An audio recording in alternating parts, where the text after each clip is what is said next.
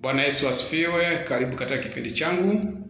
Nafahamika kwa majina ya Daktari Joseph Msagasa, daktari wa binadamu, lakini daktari katika level ya PhD katika maeneo ya Community Development and Theology. Sasa leo nataka tuongelee kuhusu habari ya wadhalimu au mdhalimu. Mdhalimu ni nani kwanza? Mdhalimu ni mtu yoyote ambaye anatumia nafasi yake kujipatia mali ambayo ni kinyume na haki. Anajipatia mali kwa njia ya udanganyifu au kwa njia ya dhuluma na kumiliki kitu ambacho sio cha kwake. Mdhalimu hupokea fedha, hupokea nyumba, viwanja na kujimilikisha kuwa ni mali yake, lakini ni mtu ambaye anachukua vitu visivyo halali. Kwa hiyo tunao wadhalimu aina mbalimbali ambao wao wamekuwa wakiishi katika maisha fulani ya anasa, wakidhani kwamba wanaishi katika maisha ya mpendezayo Mungu. Na hata wamefika mahala wanachukua sadaka wanapeleka kwa Mungu wakati vitu wanavyovitumia ni vya dhuluma.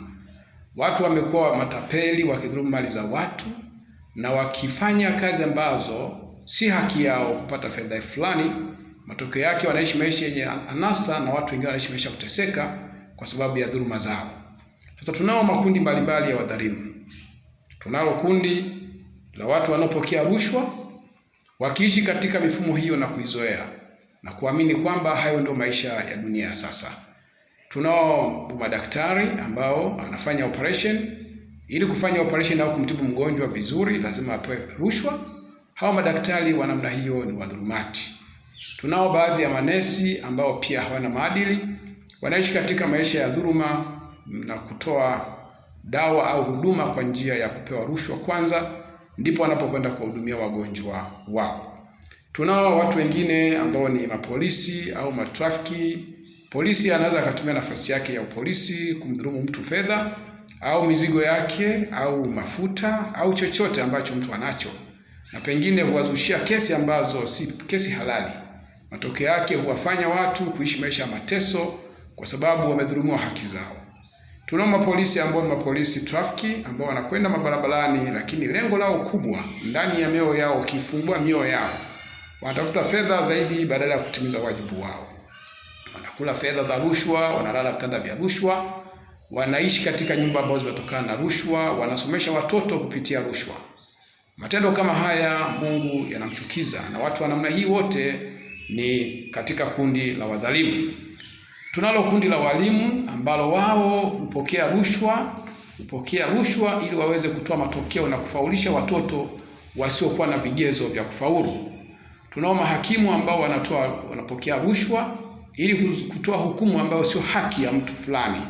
Wananunua haki kuifanya kuwa ni bidhaa. Matokeo yake wanahukumu watu katika makosa ambayo sio ya kwao. Tunao walinzi mbalimbali katika taasisi za serikali au taasisi za binafsi ambao wao usiku huwafungulia vibaka na kuwafanya kuiba mafuta katika maeneo ya kazi au kuiba baadhi ya vipuli ili wapate fedha. Mambo kama haya ni dhuluma kwa sababu unamdhulumu mwajiri wako. Lakini pia tunao madereva ambao wanaendesha magari mbalimbali hasa malori. Katika safari ndefu huiba mafuta. Hufika mahala na kupaki na kuiba mafuta. Hawa watu wote ni wadhalimu. Tunao watu kama vile makondakta ambao hukatia tiketi. Kipindi cha msimu wa sikukuu, kwa mfano kipindi cha mwisho wa mwaka ambao kuna Christmas na mwaka mpya, hupandisha nauli na hutumia uongo kuweza kuhakikisha kwamba wanapata fedha nyingi. Na kupitia katika muda huo wanasema ni kipindi chao cha kupata fedha. Lakini wanapata fedha ambayo sio halali, ni pesa inayopatikana kwa njia ya udhalimu. Hali kama hii itawafanya watu wengi wapotelee kuzimu kwa sababu hawajui pengine walitendalo au wameshafanya dhambi kuwa sehemu ya maisha yao. Na kushauri kama wewe ni miongoni mwa kundi hilo, ujitafakari. Na wale watu wote waliowadhulumu warudishie mali ambazo mwadhulumu ili baadaye upate kutubu na kumrejea Mungu, hatimaye ufe katika kifo kilicho chema. Tazama wale wanaopunja au wanaolipa mishahara watoto wadogo, wanaajiri watoto wadogo, au mtu anaajiriwa katika kufanya kazi za ndani. Lakini mtu huyu anapofanya kazi za ndani anaambiwa mshahara ambao ni mdogo kinyume na taratibu za kiserikali. Mwisho wa siku mtu huyu pengine asimlipe pesa zake hata kama nizo kidogo, wanawalipa shilingi 30,000 hadi shilingi 50,000 au wengine shilingi 70,000. Lakini sheria inatambua kwamba kima cha chini cha mshahara ni 1,500,000. Yeye anampa shilingi 30,000. Huyu mtu ni dhalimu, kila mwezi anafanya udhalimu.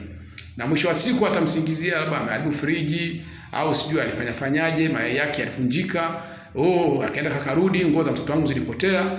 Anapiga mahesabu mpaka anamdhulumu fedha yule mtu wa watu zote, na anajisikia amani, na Jumapili anakwenda kanisani. Watu kama hawa ni watu wabaya kabisa, ni watu ambao hawafai kabisa, kwa sababu wanatenda mambo ambayo hayampendezi Mungu. Wanadhulumu wafanyakazi wa ndani, wakiwa wafanyakazi vibarua wa kuku, labda vibarua wa ng'ombe au vibarua mashamba, kwa kuwapa fedha kidogo na pengine kuwacheleweshea na pengine kuwadhulumu kabisa. Watu wa jinsi hii wote wako katika kundi la wadhalimu. Wale wanaozuia mafao ya watu waliostaafu kwa makusudi ili tu apewe pesa kidogo ili ndo alirizi yale malipo.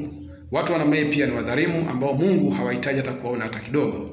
Wapo wanaokopa katika mitandao, mwisho wa siku anazima simu au anabadilisha line au anavunja line ili tu kwamba ile pesa asilipe. Inawezekana naye ongea hapa, unayenisikiliza wewe ni miongoni mwa watu wa namna hiyo ambao ulikopa fedha za watu kupitia mtandao, mwisho wa siku ukabadilisha line au kavunja simu, mwisho wa siku usipatikane deni silipo. Wewe pia ni kundi katika wale watu wa kwenda kuzimu kwa misingi ya kwamba wewe pia ni mdhalimu.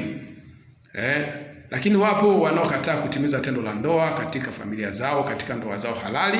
Ni mke wa mtu au ni mwanamume kaoa au kaolewa, lakini anakataa kutimiza tendo la ndoa. Hali kama hii ni hali ya kudhulumu nafsi ya mtu. Ni udhalimu katika hali ya kudhulumu nafsi ya mtu. Watu kama hawa ufalme wa mbinguni kwao ni kitendawili. Tunao wachungaji makanisani, wote wanakula sadaka au zaka za kanisa, mali ambayo au fedha ambayo ingeweza kuwahitaji kusaidia wahitaji mbalimbali, wakiwemo walemavu, wakiwemo wagonjwa, watoto, wazee. Yeye anajimilikisha fedha hizi na kufanya kuwa ni mali yake na kusingizia kwamba Mungu amesema utakula katika ghala la Bwana. Lakini tunaposema ghala la Bwana tunamaanisha wale wote ambao tunashiriki katika kanisa hilo au katika dhehebu hilo. Ghala la Bwana ni la kwetu sote, na wale wengine wote ambao hawana pa kwenda basi wanakimbilia kanisani. Lakini wachungaji wale wanajinufaisha kwa fedha za kanisa, wakijenga majumba ya kisasa, wakifungulia wanawake biashara nzuri, wakimiliki magari, wakati waumini wanatembea kwa miguu. Watu kama hawa ni wadhalimu, kwa Mungu hawataweza kufika hata kama wanajiita wachungaji. Wachungaji wanaojinufaisha kwa pesa za kanisa kwa faida yao binafsi, na wachungaji wote wanaopenda kutumikiwa na kufanyiwa kazi. Watu wa namna hii ni wabaya kabisa. Wanadhulumu haki za watu, wanadhulumu muda wa watu, wanadhulumu mawazo ya watu na kuwatawala kisaikolojia na kimwili ili kusudi watimize ajenda zao. Watu kama hawa ni wadhalimu na mbinguni pia watafika. Watumishi wadokozi, unakaa kazini lakini unadokoa vitu vya tajiri yako au vitu vya taasisi ya serikali. Wezi katika maeneo yao ya kazi au majumbani. Watu wote wa namna hiyo ni wadhalimu. Kwa hiyo kama wewe ni miongoni mwa watu wa namna hiyo, tafadhali uache tabia. Biblia inatuambia kuwa wadhalimu wote mahali pao ni katika lile ziwa liwakalo moto na kiberiti. Lakini pia Biblia inatuambia toshekeni na mishahara yenu.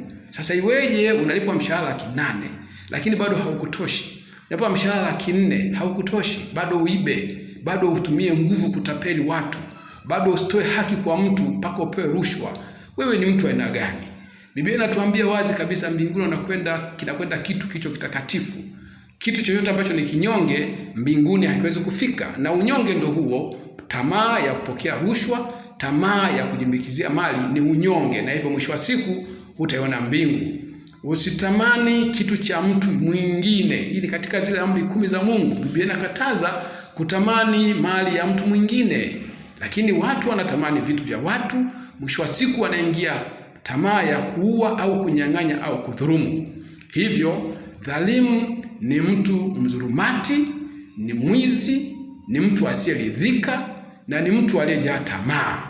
Na mbingu ya wadhalimu haijawahi kuwepo na haitakuwepo. Hivyo na washauri yeyote aliyenisikiliza awe makini katika kutafakari. Unaweza ukatoa komenti zako, lakini usitoe komenti kwa misingi ya kujitetea, kwa sababu neno linasimama pale pale. Ukweli utabaki kuwa ukweli. Dhalimu ni dhalimu tu, mwizi ni mwizi tu, mtu asiyeridhika ni asiyeridhika tu. Kwa hiyo nakushauri ujitafakari.